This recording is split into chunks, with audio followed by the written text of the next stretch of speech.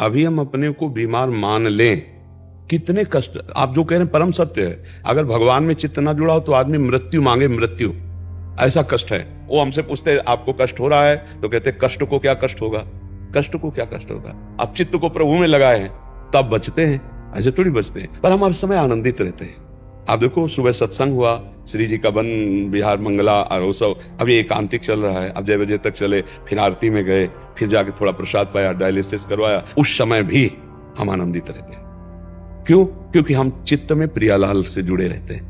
खास बात है। तो आप डॉक्टर हैं, आप मरीज हैं, या आप स्वस्थ हैं, या आप किसी भी कार्य में रत हैं, जब तक अध्यात्म से नहीं जुड़ोगे तब तक आप द्वंद्वों पर विजय प्राप्त नहीं कर सकते। क्योंकि व्यापार है बराबर मुनाफा ही थोड़ी मिलेगा, कभी घाटा हो सकता है। संबंध है बराबर अनुकूलता थोड़ी मिलेगी, कभी प्रतिकूलता मिल सकती है, कभी मनमुटाव हो सकता है। तो उस स्थिति में हम अपने को कैसे संभाल पाए? वो अध्यात्म। जब हम नाम जप करेंगे और जब हम सत्संग सुनेंगे और हम इस जीवन के रहस्य को समझे कि हम शरीर नहीं है। आज हम बाबा जी हैं, बचपन से भजन में लगे, लेकिन जन्म के समय से ये रोग मिल गया। ये जो पॉलिसिस्ट है ये वंशानुगत है, हमारी माँ को था, उसी से हमारे आया और हम उसी गर्भ में गए जहां पॉलिसिस्ट है। क्योंकि होना है, क्योंकि भोगला है। 35 वर्ष की अवस्था तक तो हमें पता ही नहीं चला। 35 वर्ष में ऐसा प्रकाशित हुआ था कि लग रहा था गए। मतलब ये तो ऐसा है, डॉक्टर ने कहा 2-2.5 साल, बहुत 3 साल, ऐसे 18 साल 19 साल हो गए। लेकिन हमें भगवान की शरणागति मिलने के कारण हम किडनी के फेल वाले डिपार्टमेंट में है ही नहीं, हम पास वाले डिपार्टमेंट में। क्यों? हम श्री जी से जुड़े हुए हैं, भगवान से जुड़े हुए। इतना भी भय नहीं है। 2 किडनी दोनों फेल है, अगर 4, 5, 6 होती, सब फेल होती तो भी भय नहीं होता। मरने का भय नहीं है। तो हम क्या, प्रसन्न रहने के कारण हमें आज तक अभी वो खून वाला सिस्टम वाला परेशानी नहीं है। वो नहीं खून, वो क्या होमोग्लोबिन, वो कहता है आपका होमोग्लोबिन 16 है, बढ़ रहा है। यद्यपि किडनी मरीज का कम हो जाता है, 7, 8 ऐसे चलता है। क्यों? क्योंकि हम हर समय प्रसन्न रहते हैं। अब दूध रबड़ी तो खा नहीं सकते, आप तो खुद जानते हैं इसका। तो खून बढ़ने का कारण क्या है? हम प्रसन्न रहते हैं, रात दिन प्रसन्न रहते हैं। और हम इसको सोचने का टाइम नहीं देते कि हम बीमार हैं। सोचने का टाइम नहीं देते। नहीं, जहां ग्रंथ पढ़ रहे हैं, चिंतन कर रहे हैं, नाम जप कर रहे हैं, और दिनचर्या ऐसी है कि हम रात्रि के 1 बजे जगते हैं और शौच स्नान सब करके 2 बजे टहलने जाते हैं। जो 1.5 किलोमीटर 2 किलोमीटर टहलने के बाद फिर हम अपनी कुटिया में जो कुछ थोड़ा, फिर अपना दिनचर्या ग्रंथावलोकन करके फिर सत्संग। और ये दिनचर्या चलती रहेगी। दिन में कभी सोते नहीं, रात्रि में 7 और 8 के बीच में लेटते हैं, 11 और 12 तक जो विश्राम हुआ नहीं जग। कोई बीमार वाली चर्चा नहीं है। बीमार आदमी ऐसे होता है। हम रोग में नहीं हैं। तो हम सब मरीजों से और डॉक्टरों से और सब भाइयों से यही प्रार्थना करते हैं कि अध्यात्म को समझे बिना तुम्हें सुख शांति नहीं मिल सकती। रोग आ गया है, शरीर में है, अगर मन निरोग है तो कोई फर्क नहीं पड़ेगा। रोग नहीं है और मन रोगी है तो जितनी जेलें भरी मन रोगियों से ही भरी हैं। जेलें जो भरी है ना मन रोगियों के, दिमाग के रोगी जो है ना, हिंसा, द्वेष, व्यभिचार, पापाचरण कर रहे हैं, और मन स्वस्थ है, शरीर अस्वस्थ है, तो बहुत आनंद रहता, कोई फर्क नहीं पड़ता। ये छोटा मोटा रोग नहीं, आप खुद समझ रहे हैं, ये छोटा मोटा रोग नहीं है। और भगवान की शरण में उस संयम से पूरा जीवन रहा।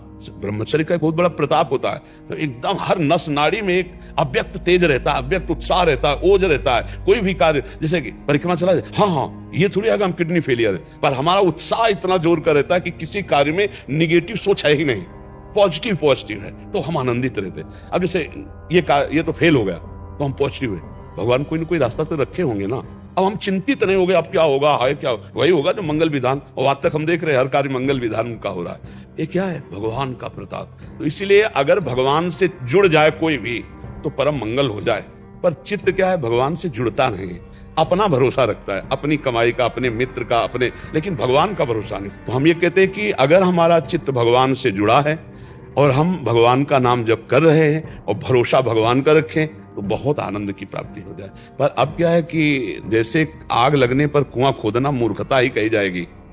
अब जैसे आदमी परेशान स्थिति में आ गया, अब उसको ये ज्ञान नहीं सुहाएगा, अब नहीं सुहा, क्योंकि आग लग चुकी, अब कुआं खोदने से मतलब। तो यावत स्वस्थमिदम कलेवरम यावत दूरे जरा, भर्तरी जी कह रहे, जब तक रोग दूर है और बुढ़ापा दूर है, समस्या दूर है, तब तक तुम अपने चित्त को भगवान में जोड़ लो तो तुम निकल जाओगे। नहीं, उस घटना परिस्थिति में ऐसा दम होता है कि तुम उसमें भगवान में चित्त जोड़ ही नहीं सकते, क्योंकि माया इतनी प्रबल है। अब जैसे एक आदमी का परिवार लुट गया, व्यापार हानि को प्राप्त हो गया, अब उसे को भगवान में चित्त जोड़ो, वो तो गाली देगा भगवान में।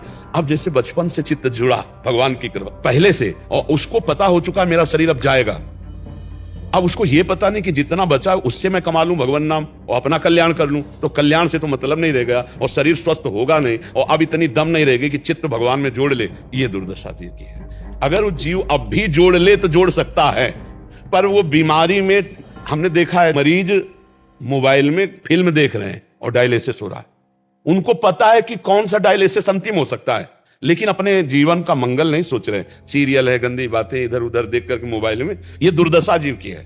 कैसे अब वो समय काट रहा है 4 घंटे फिल्म देख के, और यहां समय आंख मूंदी अंदर 4 घंटे नाम जप में तन्मय है। महाराज डायलिसिस होगा, हाँ चलो ठीक हटा, फिर अपने चिंतन, कब डायलिसिस हुआ हमसे मतलब क्या। अब वो फिल्म देख रहा है, वो मोबाइल देख रहा है, कैसे चैन से रहेगा। चित्त भगवान में जोड़ा नहीं तो शरीर से जुड़ा, शरीर मरने की बात है तो अब घबराहट है, बड़ी अव्यवस्था। हम मानते हैं बड़ी अव्यवस्था है, पर उस अव्यवस्था में अगर अब भी भजन कर ले तो भगवत प्राप्ति हो जाए। क्योंकि भय का अवसर तो है ही है कि कभी भी मृत्यु हो सकती है, पर है बहुत कठिन भाई, है बहुत कठिन। उस अवस्था जब स्वस्थ था तो भोगों में चित्त था, अब अस्वस्थ है तो शरीर नष्ट होने वाला, इस बात की चिंता है, धन की चिंता है, कष्ट की चिंता है, भगवान के चिंतन की तो गुंजाइश ही नहीं रह गई।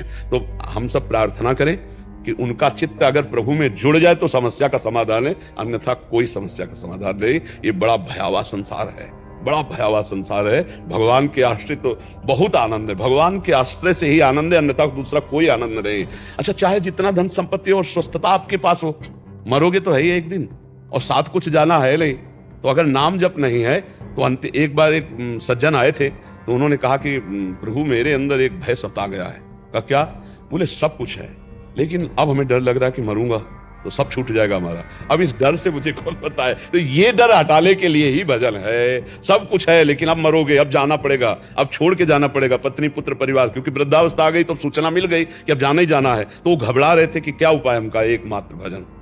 अगर भजन किए होते, आप कह रहे सब कुछ है पर भजन नहीं है, तो आप घबरा रहे हो, और कुछ ना हो और भजन हो तो हमारी तरह ताल ठोकोगे कि जिस समय जो आवश्यकता होगी वो सब हो जाएगा। भगवान सब करने वाला है, पक्का समझो, बहुत कृपालु है। हम वो देख रहे हैं वो कौन सा रूप लेके आता है, कब कैसे काम बना जाता है, बड़ा विचित्र खेल उसका है। अब जीव को भरोसा नहीं भगवान का, उसे अपना भरोसा है, अपनी कमाई का भरोसा, अपने कर्मों का भरोसा है, पर प्रभु का भरोसा नहीं। तो अपने पास जो कुछ है वो बहुत थोड़ा है, और माया नष्ट करने में सेकंड नहीं लगाएगी, और जो भगवान से मिलेगा वो अमोघ मिलता है, अमोघ मिलता है। पक्का समझो, लोक परलोक सबका मंगल करने वाले भगवान है। इसलिए सबसे प्रार्थना, नाम जप करो, भगवान के आश्रित रहो, और ये शरीर नष्ट होगा आज नहीं तो कल, ये ध्यान में रखो। तो जब ये नष्ट ही होगा तो पाप क्यों करो, अच्छे कर्म कर लो। यहां से जाने ही तो कमाई करके जाओ यार। 1 अरब आपके बैंक में जमा है तो 25 पैसे लेके जाओगे क्या यहां से? आपका पूरा नाम रोशन है, लेकिन जब मरोगे, पाप कर्म किए, यमदूत लेके जाएंगे तो यहाँ का नाम यमराज के यहाँ तुम्हारा बचाव कर लेगा क्या? नहीं, नाम जप किया भगवान का, चिंतन किया भगवान का, दूसरों की सेवा की, दूसरों को सुख पहुंचाया, ये आपको सुख पहुंचाएगा, ये आपके साथ जाएगा।